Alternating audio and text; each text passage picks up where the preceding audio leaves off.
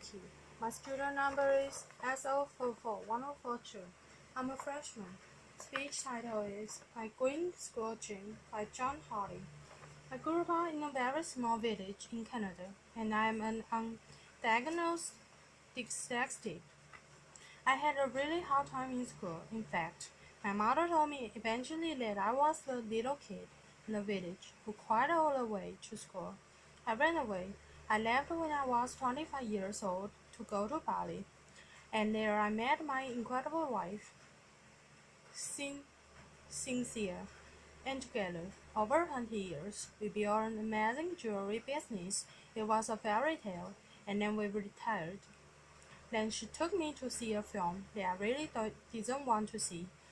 It ruined my life. Lecture, The Inconvenient Truth, and Mr. Gore. I have 4 kids, and even if part of what it says is true, they're not going to have the life that I had. And I decided at that moment that I would spend the rest of my life doing whatever I could to improve their possibilities. So here's the world, and here we are in Bali.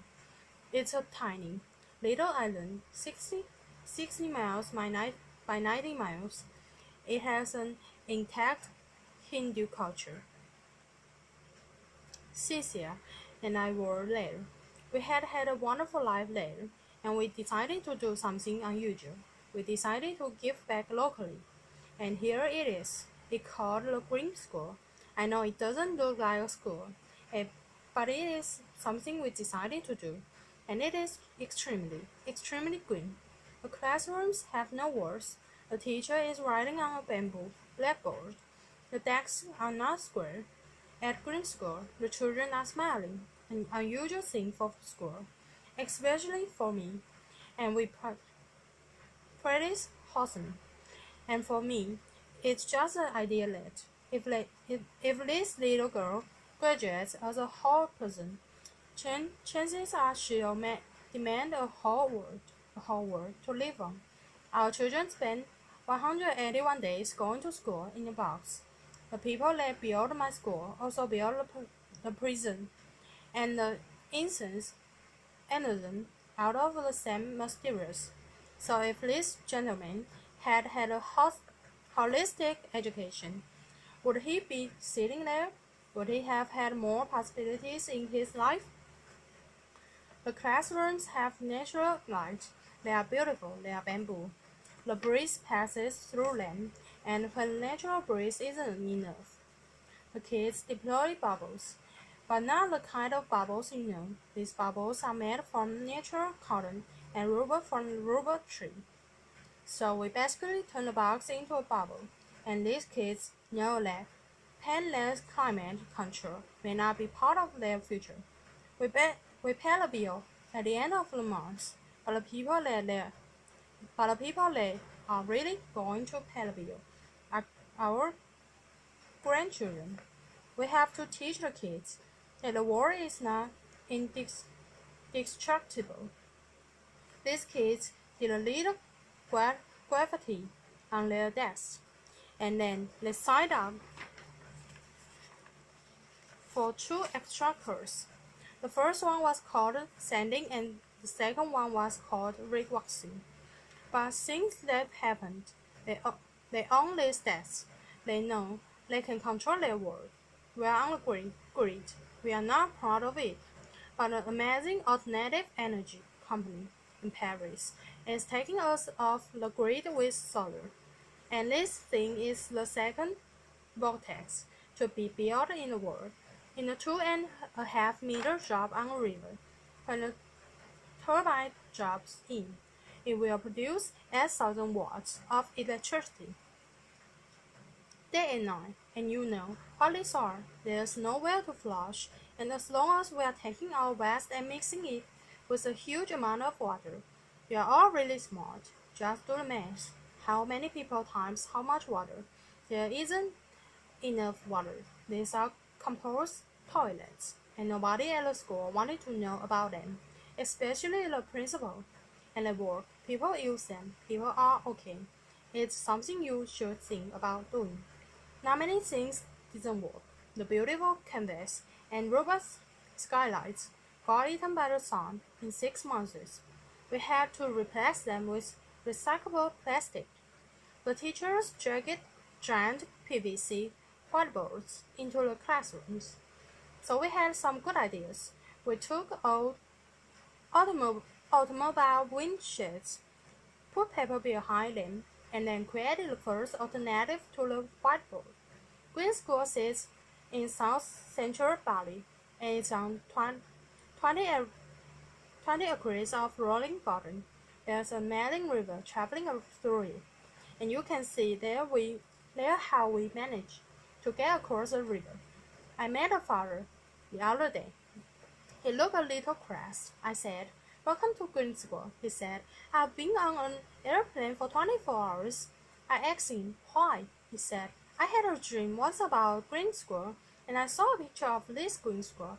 I got on an airplane in August. I'm bringing my sons. This was a great thing. But more than that, people are building green houses around Green School, so their kids can walk to school on the path. And people are bringing their green industries, hopefully their green restaurants, to the Green School. It's becoming a community. It's becoming a green model. We had to look at everything. No chemicals in the pavement. No pavement. These are volcanic stones laid by hand. There are no sidewalks. The sidewalks are gravel. They flood when it rains, but they are green. This is a school buffalo. He is planning to eat their fence for dinner. All the fence at Green School are green. And when the kindergarten kids recently moved their gate, they found out the fence was made of Tapka. They took the Tapka roots up to the kitchen, sliced them thinly and made delicious chips. Landscaping. We managed to keep the garden that was there running right up to the edge of each of the classrooms. We dropped them gently in. We made a space for these guys who are Bali's lads blackpicked, and the school crowd is trying to figure out how to replace the lawn mower on the playing field. These young ladies are living in a rice culture, but they know something that few people know in the rice culture. They know how to plant organic rice. They know how to look after it. They know how to harvest, and they know how to cook it. They are part of the rice cycle, and these skills will be valuable for them in the future. This young man is picking organic vegetables. We feed 400 people lunch every day, and it's not a normal lunch. There's no gas. Local Balinese women cook the food on sawdust burners using secrets that only their godmothers know. The food is incredible. Green School is a place of pioneers, local and global, and it's a kind of microcosm of the globalized world. The kids are from 25 countries.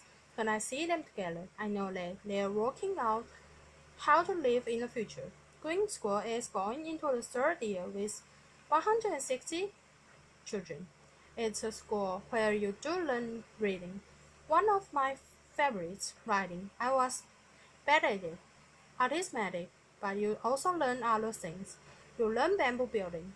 You practice some Balinese art. This is called mud wrestling in the rice fields. The kids love it.